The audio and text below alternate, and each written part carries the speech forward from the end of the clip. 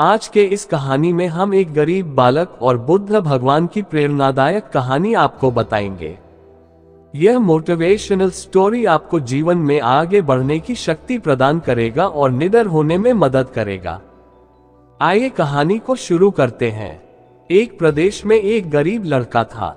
वह लड़का इतना गरीब था कि वह हर रोज कहीं ना कहीं से खाने के लिए कुछ इकट्ठा करता था, लेकिन हर रोज उसका खाना गायब हो जाता था। एक दिन उसे पता चला कि एक चूहा उसका खाना चुरा लेता है, तो उसने उस चूहे को पकड़ा और उससे पूछा कि तुझे पता है कि मैं इतना गरीब हूँ, फिर भी तू मेरा खाना चुराता है। अगर तुझे चुराना ही है तो किसी अमीर आदमी का चुरा, क्योंकि उससे उसको कुछ फर्क नहीं पड़ेगा। चूहा बोला कि तेरी किस्मत में सिर्फ कुछ ही चीजें लिखी है और तुझे वही मिलेगा, भले ही तू कितनी भी कोशिश कर ले, भले ही तू कितना भी इकट्ठा कर ले, परंतु तू उन्हें अपने पास नहीं रख पाएगा। ये सुनकर वह बहुत अचंभित हुआ कि ऐसा कैसे हो सकता है।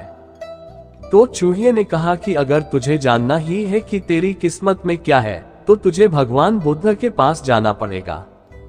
वही तुम्हें बता सकते हैं कि तेरी किस्मत में क्या है।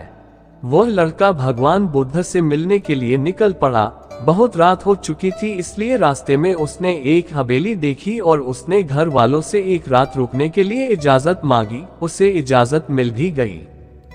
हवेली वालों ने उससे पूछा कि वह इतनी रात को कहाँ जा रहा है। लड़के ने उत्तर देते हुए कहा कि मैं भगवान बुद्ध के पास जा रहा हूँ, अपनी किस्मत के बारे में पूछने के लिए। तो हवेली वालों ने कहा कि क्या तुम भगवान बुद्ध से हमारा ये सवाल भी पूछोगे? हमारी एक 16 साल की लड़की है जो बोल नहीं सकती है, तो क्या करें जिससे उसकी आवाज लौट आए? उस लड़के ने कहा कि मैं जरूर पूछूंगा आपका सवाल, और उसने उन्हें धन्यवाद कहा और सुबह वहां से निकल पड़ा। आगे रास्ते में बड़े बड़े बर्फ के पहाड़ थे। वह मुश्किल से ही एक पहाड़ को पार कर सका। लड़के को वहां एक जादूगर मिला। उसने लड़के से पूछा कि वह कहाँ जा रहा है। लड़के ने उत्तर दिया, मैं बुद्ध के पास जा रहा हूँ अपनी किस्मत के बारे में पूछने के लिए। तो जादूगर ने कहा कि क्या तुम भगवान बुद्ध से मेरा ये सवाल पूछोगे? मैं हजारों सालों से तपस्या कर रहा हूँ ताकि मैं स्वर्ग जा सकूं, और मेरे अनुभव के हिसाब से अब तक मुझे स्वर्ग चले जाना चाहिए था। तो मैं स्वर्ग में जाने के लिए ऐसा क्या करूं? लड़के ने कहा ठीक है, मैं आपका सवाल पूछूंगा। उस जादूगर के पास एक छड़ी थी जिसकी सहायता से उसने उस लड़के को बर्फ के पहाड़ों के उस पार पहुंचा दिया। जब वह आगे बढ़ा तो उसके सामने एक बड़ी चुनौती थी। एक बहुत बड़ी नदी थी जिसे वह खुद पार नहीं कर सकता था। तभी उसकी मुलाकात एक विशालकाय कछुए से हुई जो उसे नदी पार करवाने के लिए तैयार हो गया। कछुआ भी उससे वही सवाल पूछा कि तुम कहाँ जा रहे हो? तो लड़के ने कहा कि मैं भगवान बुद्ध के पास जा रहा हूँ अपनी किस्मत के बारे में जानने के लिए। तो कछुए ने कहा कि क्या तुम भगवान बुद्ध से मेरा सवाल पूछोगे? मैं 500 सालों से ड्रैगन बनने की कोशिश कर रहा हूँ, परंतु अभी तक बन नहीं पाया। तो मैं ऐसा क्या करूं जिससे ड्रैगन बन जाऊं? लड़के ने कहा ठीक है, मैं आपका सवाल भी पूछूंगा। कछुए ने लड़के को अपनी पीठ पर बैठाया और नदी के उस पार छोड़ दिया। अंततः लड़का भगवान बुद्ध के पास पहुंच गया। वहां और बहुत सारे लोग थे। भगवान बुद्ध ने कहा कि मैं एक व्यक्ति के सिर्फ 3 सवालों के ही जवाब दूंगा। लड़का एकदम अचंभित हो गया क्योंकि उसे तो 4 सवाल पूछने थे।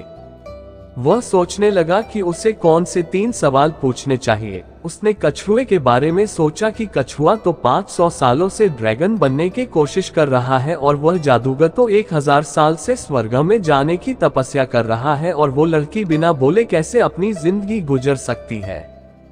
फिर उसने खुद के बारे में सोचा कि मैं तो सिर्फ एक गरीब भिखारी हूँ, मैं तो भीख मांग कर भी अपनी जिंदगी गुजार सकता हूँ, पर कछुआ, जादूगर और लड़की की समस्या मेरे समस्या से बहुत ज्यादा बड़ी है। इसलिए उसने उनके 3 सवाल भगवान बुद्ध से पूछे।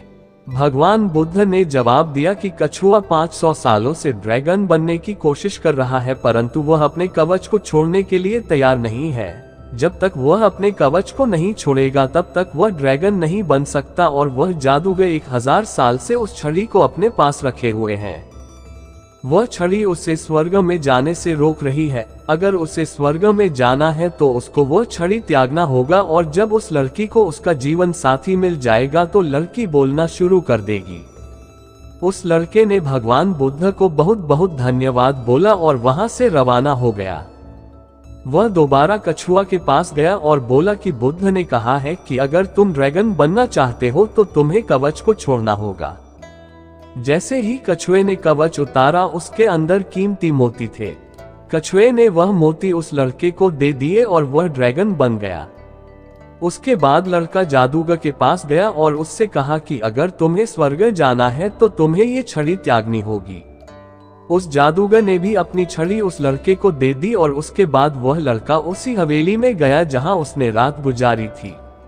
जब वो वहां पहुंचा तो वह लड़की उसके सामने आए और बोली, उस रात तुम ही हमारी हवेली में आए थे ना? और उसने उससे विवाह किया। इस तरह उस लड़के को पैसा, ताकत और सुंदर जीवन साथी मिल गई। कहानी से शिक्षा: जिंदगी में कुछ पाने के लिए हमें कुछ त्यागना पड़ता है। अपनी जिंदगी में कुछ बड़ा करने के लिए हमें कुछ त्यागना होगा, तभी हम कुछ हासिल कर पाएंगे। समुद्र का जहाज सबसे ज्यादा सुरक्षित किनारे पर ही होता है, पर जहाज किनारे पर रहने के लिए नहीं बना है। बीच समुद्र में लहरों को चीरते हुए आगे बढ़ने के लिए बना है। इसलिए आपको जिंदगी में कुछ बड़ा करना हो तो आपको मुश्किलों का सामना करना ही पड़ेगा।